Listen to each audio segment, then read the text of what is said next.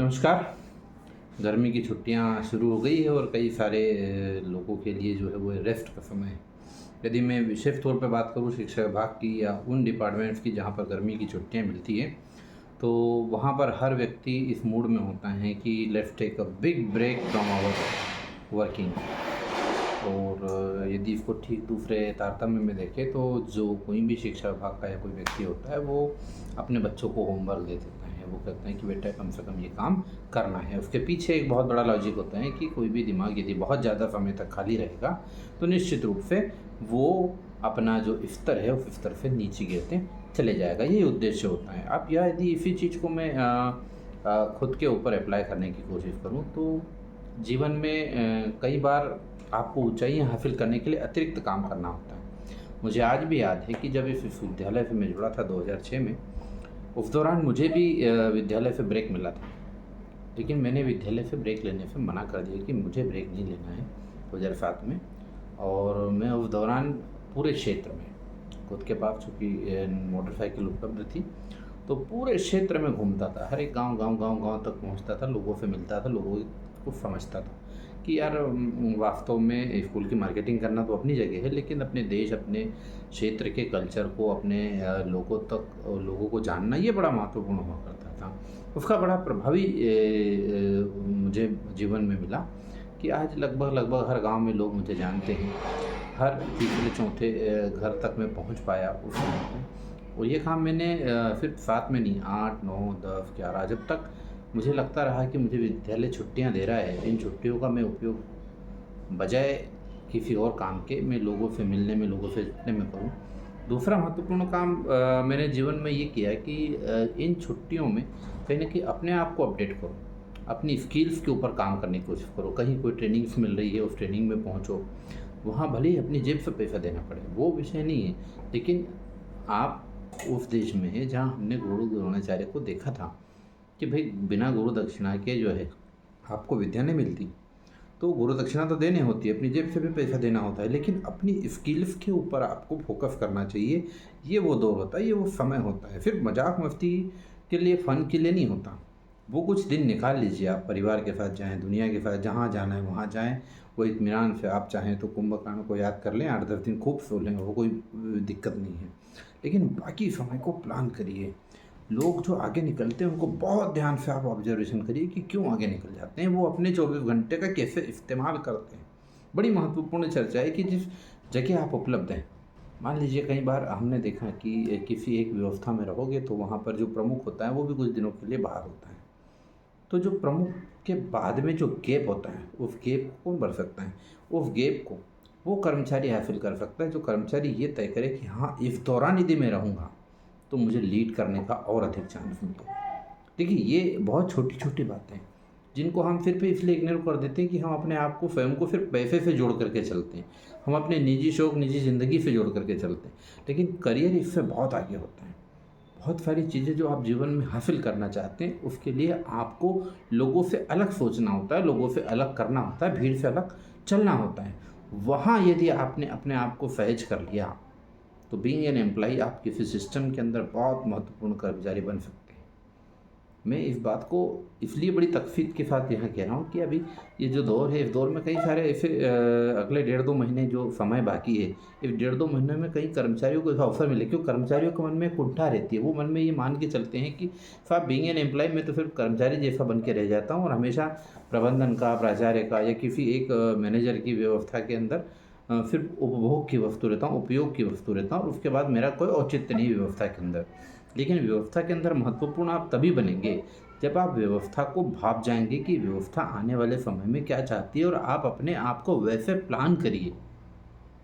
कोई बहुत बड़ा आपका निजी नुकसान कभी नहीं होगा जीवन में, कभी भी नहीं होगा। इवन मैं कहता हूँ कई लोग दिमाग में ले के चलते हैं। कई बार ऐसी व्यवस्था भी बनती है कि किसी एक व्यवस्था में कुछ लोगों को पैसा भी नहीं मिलता, लेकिन वो शौक से काम करते हैं। मुझे आज भी याद है कि जब स्कूल की छुट्टी हुआ करती थी, उसके बाद मैं और फ़नी जेकब साहब, हम दोनों लोग शाम को जब जाते थे तो फ़नी जेकब साहब स्कूल के मैजिक के साथ, उनके पास खुद की गाड़ी थी डॉन, उसके साथ चले जाया करते थे। लेकिन मैं इसी स्कूल के बाहर पौधों को पानी दिया करता था। आज ये पौधे बड़े हो गए, छाँव दे रहे हैं, मुझे अकेले को नहीं दे रहे, हर उस आदमी को दे रहे हैं जो यहाँ इनके नीचे खड़ा हुआ है। हर एक उस बर्फ़ को दे रहे हो जो खड़ी रहती है और उसमें बच्चे बैठ करके जाते हैं तो वो बर्फ़ ठंडी रहती है। तो हमको बाउंड्रीज़ को तोड़ना चाहिए, हमको सिर्फ इस दायरे में बंद कर नहीं रहना चाहिए कि यार ये कुछ पैसा मिलेगा तो मैं आगे बढ़ूँगा। कहीं मुझे बहुत सारे लोग ऐसा लिखते हैं कि प्रबंधन जो है वो हमेशा हमें ऐसा समझता है, ऐसा वैसा समझता है। प्रबंधन हमेशा हर व्यक्ति में अपना पोटेंशियल देखता है, वो देखता है कि इसके साथ मैं कितना लंबा चलूँगा तो मेरा कितना फ़ायदा होगा। आप उस दिशा में सोचेंगे तभी तो वहाँ पहुँच पाएंगे।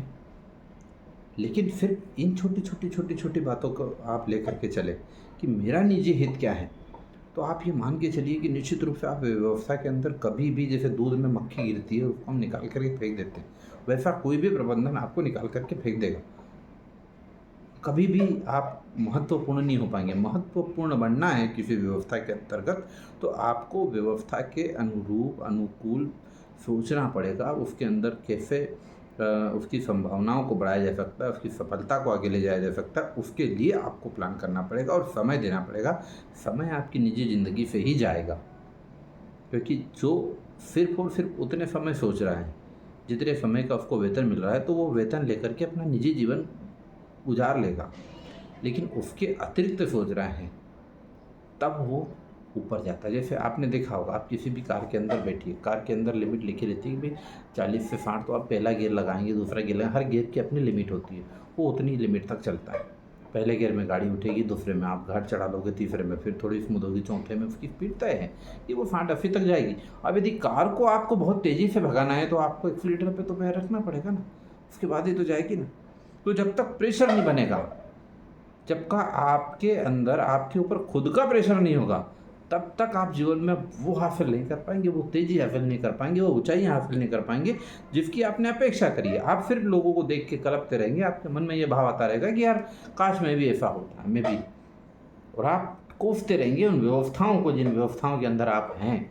इसलिए कोशिश करिए, क्योंकि कई सारे इंटरव्यू में हर साल लेता हूँ, हर साल लोगों को देखता हूँ, हर साल जो कैंडिडेट मेरे सामने आते हैं, निश्चित रूप से उन लोगों का पोटेंशियल, उन लोगों की स्किल्स देख करके निराशा हाथ लगती है कि क्या है।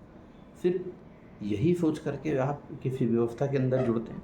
केवल मैं शिक्षा विभाग की बात नहीं कर रहा हूँ, हर एक विभाग के ऊपर ये लागू है। किसी दुकानदार को पूछिए कि वो उसके लिए, जो कर्मचारी उसकी दुकान पे काम कर रहा है, वो यदि उसकी दुकान के लिए ज़्यादा सोच रहा है, जो कर्मचारी किसी के खेत में काम कर रहा है, कोई वो कर्मचारी उसके मालिक के लिए वहाँ ज़्यादा सोच रहा है, तब वो मालिक उसके लिए ज़्यादा सोचता है। अन्यथा मालिक ये कहता है इसको पैसा लो और बाहर निकालो, भाई हो गया काम उसका।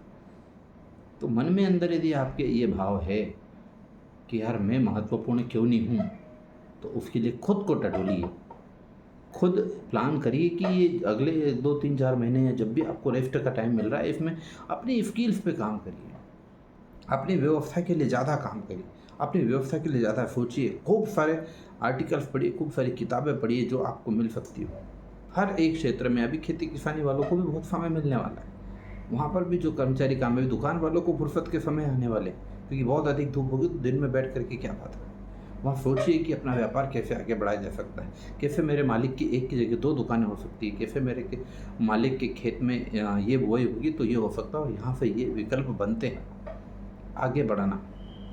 आगे बढ़ाना बहुत महत्वपूर्ण है।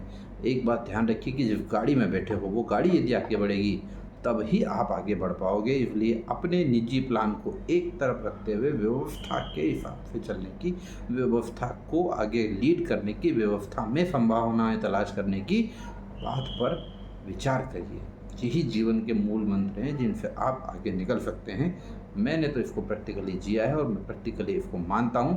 बाकी युवाओं के लिए एक छोटा सा वीडियो एक उनके लिए बहुत महत्वपूर्ण है। यदि इसको समझे, इनके मन की जो कुंठा है कि प्रबंधन के लिए महत्वपूर्ण क्यों नहीं है, वो इससे हल सकती है। Thank you.